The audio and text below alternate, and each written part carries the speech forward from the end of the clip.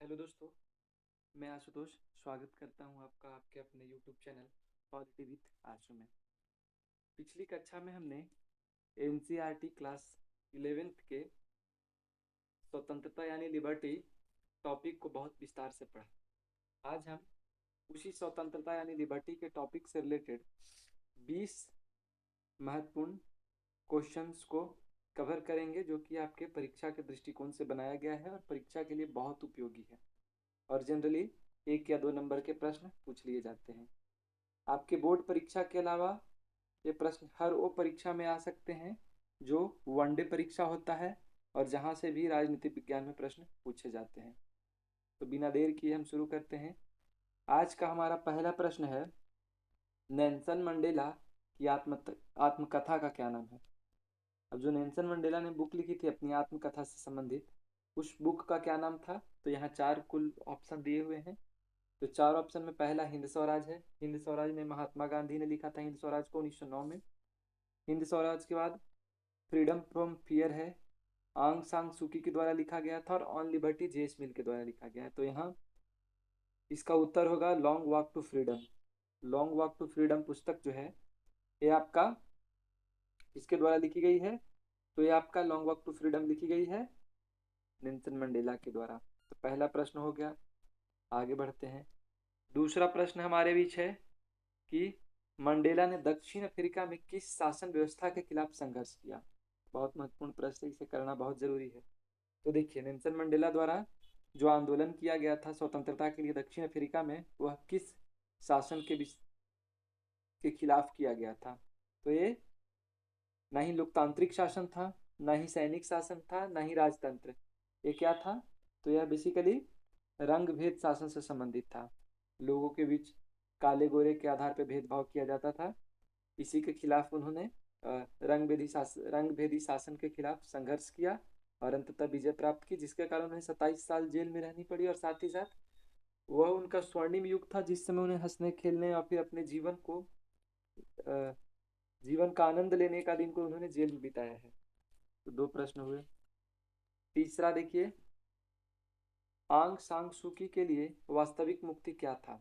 अब हमने इसमें देखा था कि आंग सांग सूकी एक थी जो जिनके पति कैंसर से पीड़ित थे इंग्लैंड में, उनसे मिलने उनको नहीं दिया गया। उनके बच्चों से उनको नहीं मिलने दिया गया। तो उनके द्वारा क्या डिमांड की जा रही थी, किससे मुक्ति चाहते थे, उनके लिए वास्तविक मुक्ति क्या थी, उनके लिए स्वतंत्रता का मतलब क्या था? तो ये क्या चाहते थे? भय से मुक्ति, यानी किसी भी प्रकार के भय से। आप ना सरकार से डरे, आप बेझिझक अपनी बात कह सकते हैं, आसपास के लोगों से भी नहीं डरे। और जिस दिन आप निडर होकर काम करेंगे, जिस दिन आपका भय खत्म होगा, उसी दिन आपको वास्तविक मुक्ति मिलेगी, वास्तविक स्वतंत्रता वही होगी, और तब आप गरिमापूर्ण जीवन जी पाएंगे। तो आंग सांग सू की जो चाहती थी कि वास्तविक मुक्ति क्या है उनके लिए, तो भय से मुक्ति उनके लिए वास्तविक मुक्ति थी।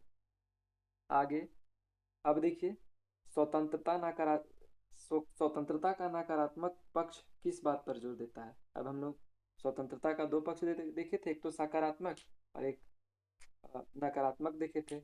तो पहला ऑप्शन है शिक्षा का विस्तार। यह बेसिकली सकारात्मक स्वतंत्रता से संबंधित है। राज्य का पूर्ण नियंत्रण, तो अथॉरिटेरियन गवर्नमेंट हो गया, सर्वसत्तावादी सरकार ये कभी बात नहीं करेगी। सामाजिक समानता की बात सकारात्मक स्वतंत्रतावादी करते हैं। लेकिन जो प्रश्न दूसरा यानी सॉरी ऑप्शन दूसरा या ख जो है नकारात्मक पक्ष की बात कर रहा है स्वतंत्रता का, तो क्या है यह बेसिकली बाहरी प्रतिबंधों का अभाव चाहती है कि किसी भी प्रकार का बाहरी प्रतिबंध जो एक व्यक्ति को किसी भी काम को करने से रोक रहा है, तो उसका अभाव ही व्यक्ति को स्वतंत्रता की ओर ले जाएगा। तो स्वतंत्रता का नकारात्मक पक्ष क्या बात करता है? बाहरी प्रतिबंधों का अभाव, यानी पूर्णतः एब्सोल्यूट लिबर्टी की बात करता है। आगे आइए, जेस मिल के अनुसार स्वयं संबंध कार्य क्या है? अब आप ध्यान दीजिएगा कि जेस मिल द्वारा ऑन लिबर्टी इनकी पुस्तक थी जिसमें स्वयं संबंधी और पर संबंधी कार्य किए गए थे। उनके द्वारा कार्यों का विभाजन किया गया था। तो कौन सा होगा? तो इसका सबसे सटीक, इसका चारों ऑप्शन हम लोग पढ़ते हैं, जो सबसे सटीक होगा उसका एज उत्तर हम लोग मानेंगे। तो सबसे पहले का है कि जो दूसरे को नुकसान पहुंचाता है। नहीं, ये तो हमने पर संबंधी कार्य में पढ़ा था कि जो व्यक्ति दूसरे को नुकसान पहुंचाता है तो उसमें सरकार या फिर लोगों के द्वारा इंटरफेयर किया जा सकता है। दूसरा पूछ रहा है कि जिनका प्रभाव केवल कर्ता पर पड़े।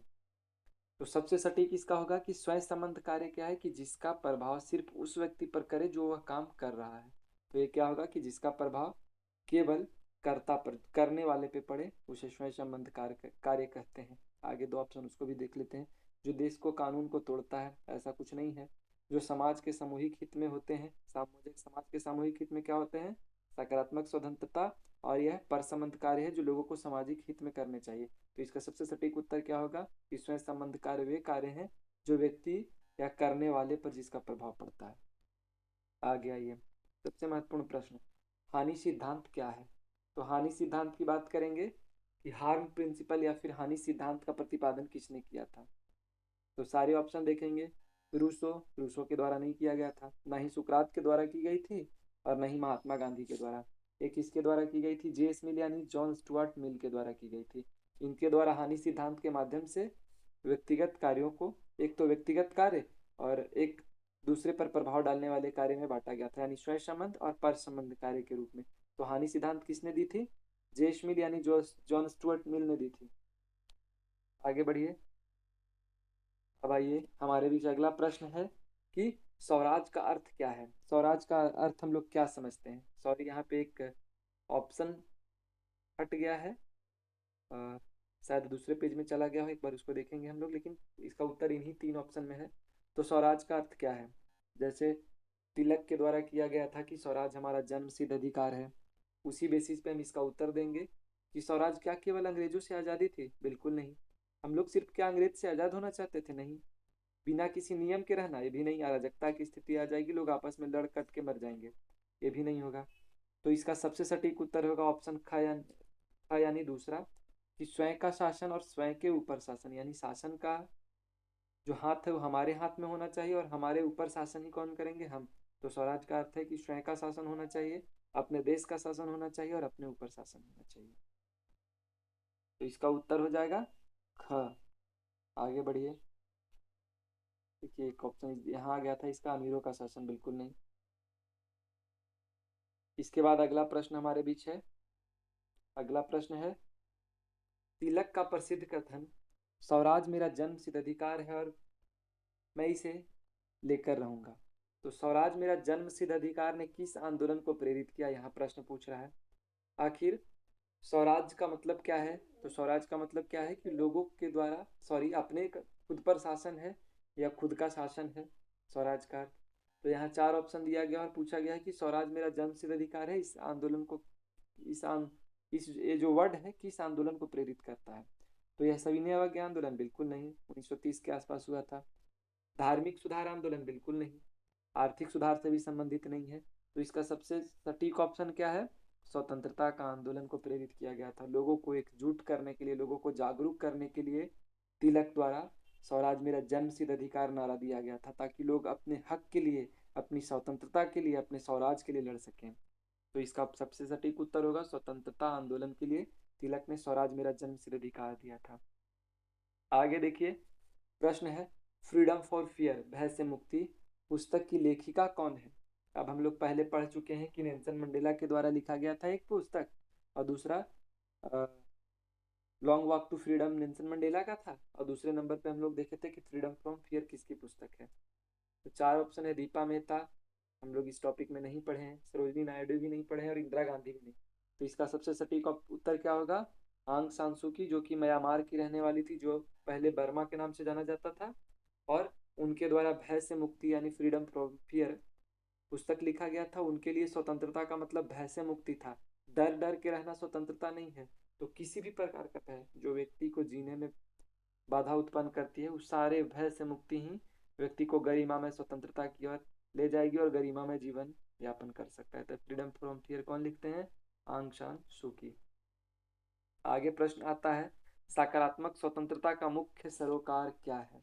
अब देखिए, पीछे हमने नकारात्मक स्वतंत्रता को देखा, अब देख रहे हैं सकारात्मक स्वतंत्रता। यहाँ चार ऑप्शन है, चार ऑप्शन में क्या है, व्यक्ति की क्षमताओं का विकास करना, बिल्कुल हो सकता है।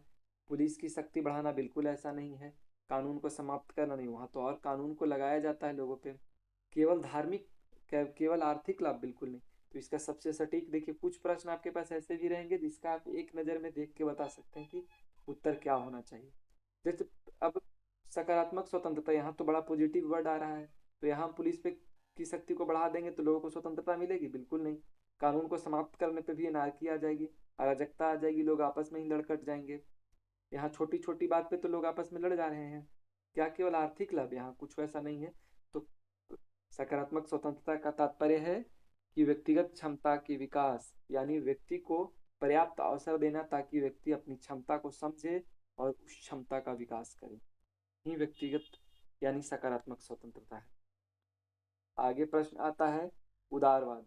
उदारवाद यानी लिबरलिज्म का केंद्र बिंदु किसे माना जाता है? अब हमने पीछे पढ़ा था कि उदारवाद का जो केंद्र में कौन आता है, तो उदारवाद का सबसे पहले मतलब हम लोग समझेंगे कि उदारवाद का अगर देखा जाए तो मतलब ही होता है स्वतंत्रता कहीं ना कहीं। और स्वतंत्रता की जहां भी बात आएगी वहां एक व्यक्ति केंद्र में रहेगा, ठीक है। तो उदारवाद का जो केंद्र बिंदु किसे माना जाएगा, तो व्यक्ति को केंद्र बिंदु माना जाएगा। उदारवाद में व्यक्ति एज ए सेंटर पॉइंट होता है और व्यक्ति को मैक्सिमम लिबर्टी देने की बात की जाती है, मैक्सिमम स्वतंत्रता देने की बात की जाती है। और व्यक्ति अगर चाहेगा, परिवार, समाज और राज्य तभी में वह रह सकता है। अगर व्यक्ति अकेला रहना चाहता है तो व्यक्ति मुक्त है, किसी भी प्रकार का कोई उस पर बाध्यता नहीं है। तो उदारवाद में व्यक्तिगत स्वतंत्रता की बात की जाती है। अगला प्रश्न है सुभाष चंद्र बोस से संबंधित। सुभाष चंद्र बोस का देखिए, सुभाष चंद्र बोस के अनुसार स्वतंत्रता का आशय क्या है? अब पीछे हम लोग उस ग्रीन वाले बॉक्स में देखे थे कि स्वतंत्रता से संबंधित सुभाष चंद्र बोस का कुछ कथन था। अब उनके अनुसार देखते हैं क्या कहा था। तो चारों ऑप्शन पढ़ेंगे, उत्तर स्वयं मिल जाएगा। तो पहला, केवल राजनीतिक गुलामी से मुक्ति, ऐसी बात तो सुभाष चंद्र बोस नहीं कर सकते हैं। केवल उच्च वर्गों की स्वतंत्रता, बिल्कुल नहीं, सबके लिए लड़ा गया था और सबको बराबर महत्व दिया गया था। धार्मिक कट्टरता से संबंधित उनका कोई लेना देना नहीं था। तो इसका सबसे सटीक होगा सर्वांगीण स्वतंत्रता, यानी हर वो व्यक्ति के लिए स्वतंत्रता, यानी अमीर गरीब स्त्री पुरुष सभी की स्वतंत्रता की बात करते हैं। सार्वभौमिक स्वतंत्रता की बात करते हैं, सर्वांगीण स्वतंत्रता की बात करते हैं, हर व्यक्ति की स्वतंत्रता की बात करते हैं, चाहे वह ऊंचा नीचा भेद कि हर प्रकार के भेदभाव को खारिज करते हैं। तो सुभाष चंद्र का जो स्वतंत्रता था उसका तात्पर्य है कि सर्वांगीण स्वतंत्रता, यानी अमीर गरीब सभी लोगों के लिए स्वतंत्रता, स्त्री पुरुष किसी के साथ कोई भेदभाव नहीं होना चाहिए। ये हो गया। अगला प्रश्न हमारे बीच आता है कि प्रतिबंधों की आवश्यकता क्यों है? अब हम लोग पढ़ा था कि कुछ ऐसे प्रतिबंध समाज, मनुष्य या समाज में रहने के नाते हम पे लगाए जाते हैं ताकि विधि व्यवस्था को सही ढंग से चलाया जा सके। क्योंकि अगर हर समाज का हर एक व्यक्ति अधिक से अधिक स्वतंत्रता अर्जित करने के चक्कर में रहेगा तो समाज बर्बाद हो जाएगा या भ्रष्ट हो जाएगा। तो हम ऐसी स्वतंत्रता की बात करेंगे जो सामाजिक व्यवस्था को बनाए रखे, जिसके लिए हमें समाज पर कुछ प्रतिबंध, थोड़ा प्रतिबंध, कुछ सीमाएं लगानी होती हैं। तो क्या है उसका कारण? तो सबसे पहले का ऑप्शन देखते हैं, समाज को अव्यवस्था से बचाने के लिए। दूसरा, लोगों को डराने के लिए, बिल्कुल नहीं, लोगों को डराने के लिए कभी कुछ वैसा कहा नहीं गया। तीसरा, केवल नेताओं को लाभ पहुंचाने के लिए। क्या प्रतिबंध इसलिए हमारे ऊपर लगाया जाएगा कि केवल लोगों को या नेताओं को कुछ लाभ प्राप्त हो? बिल्कुल नहीं। हमने इतनी संघर्ष के बाद स्वतंत्रता प्राप्त की और क्या ऐसे प्रावधान रखेंगे? बिल्कुल नहीं। कुछ तो पॉजिटिव वर्ड इसमें ढूंढिए कि क्या है। अंतिम है कि हिंसा को बढ़ावा देने के लिए, बिल्कुल नहीं। तो सबसे सटीक इसका उत्तर होगा कि प्रतिबंध व्यक्ति या समाज के सदस्य के रूप में हम पर इसीलिए लगाई जाती है ताकि समाज में अव्यवस्था ना फैले।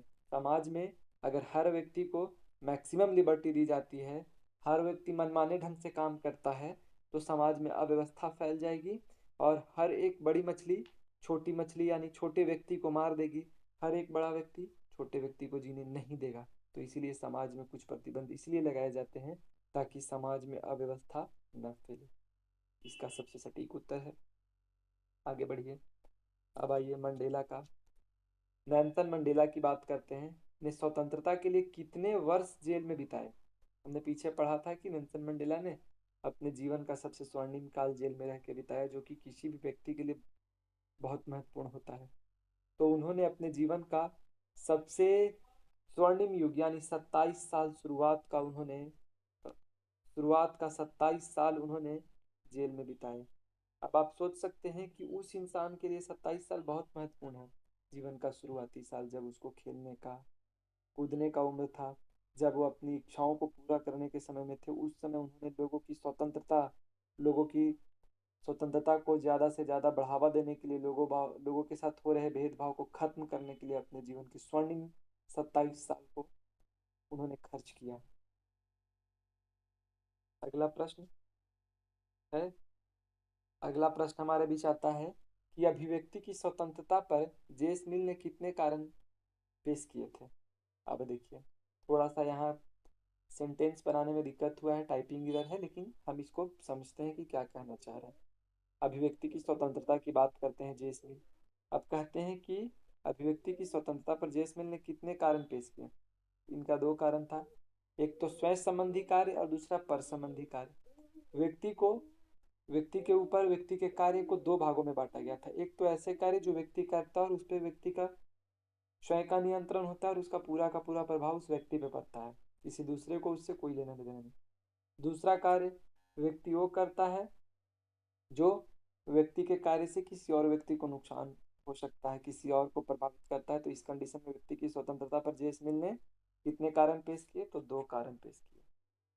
अगला प्रश्न है हमारे बीच, अब हम लोग अंतिम चरण में ही हैं। किन्हीं कार्यों को कानूनी प्रतिबंध तभी लगानी चाहिए जब, अब कह रहा है कि कोई ऐसा कार्य बताइए जिसपे सटीक कारण हो और हम उस पर कानूनी प्रतिबंध लगा सकते हैं। तो चार ऑप्शन है। वे छोटी मोटी असुविधा के लिए नहीं, इसके लिए तो बात किया गया था छोटी मोटी असुविधा के लिए कि हम आपसी बातचीत करके सुलझा सकते हैं, तुरंत थाना पुलिस कोर्ट नहीं जा सकते हैं, छोटी मोटी असुविधा के लिए। दूसरा, वे किसी को गंभीर नुकसान पहुंचाते हैं। हाँ, अगर किसी व्यक्ति को गंभीर नुकसान पहुंचाया जा रहा है तब आप कानूनी प्रतिबंध लगा सकते हैं। तो इसका सबसे सटीक उत्तर होगा कि किसी व्यक्ति पर या किसी व्यक्ति को गंभीर रूप से अगर नुकसान पहुंचाया जा रहा है तो इस कंडीशन में आप कानूनी प्रतिबंध लगा सकते हैं। आगे बढ़िए। आगे आज का हमारा